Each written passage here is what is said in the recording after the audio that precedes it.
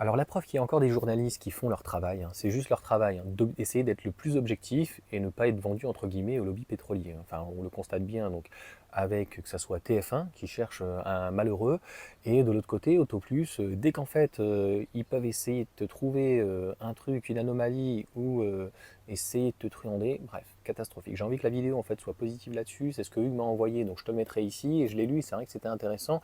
Maintenant, rien d'étonnant, c'est-à-dire que l'ID7, malgré son prix, hein, qui est complètement délirant, c'est un véhicule qui a été fait pour, si on peut dire, draguer les Chinois. Donc c'est un véhicule en termes de style, moi que je n'aime pas trop, ni intérieurement ni extérieurement. Autant les Golf, même les Sirocco, tu vois, c'était très joli, et surtout la Sirocco était très sympa.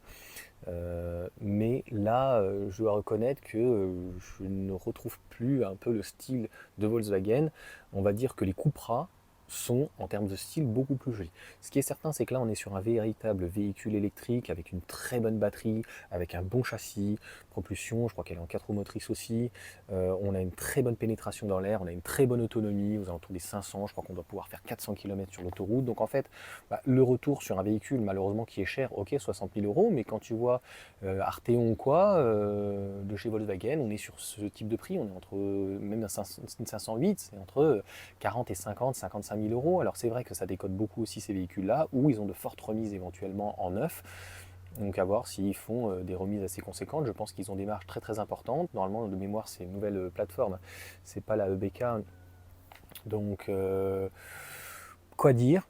Tout à fait logique. Tout à fait logique parce que là, on a un véhicule qui est extrêmement abouti. Ce n'était pas toujours le cas des ID3 avec différentes autonomies en termes de puissance, en termes d'autonomie, en termes de batterie, en termes de charge, en termes de pénétration dans l'air. Je te dis, c'est que pour moi le problème, pour monsieur tout le monde, hein, quand même une idée 7 qui est très longue. Faudrait un entre-deux, mais bon, tu me diras, on va dire, ouais, mais il y a une idée 5 ou une idée 4. Ouais, mais peut-être que tout le monde ne veut pas une compacte, que c'est trop petit, et tout le monde ne veut pas un typé SUV, donc un peu plus petit qu'une idée 7, mais c'est le prix, donc qui est vraiment pas donné, et le style.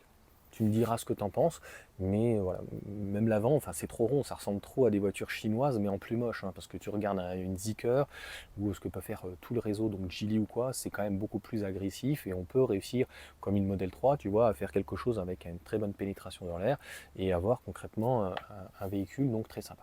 Mais encore une fois, vidéo donc très positive, puisque le point, fait le point, donc clairement c'est validé. Il reste le prix donc pour Volkswagen, peut-être pour essayer donc de convaincre un peu plus donc de clients.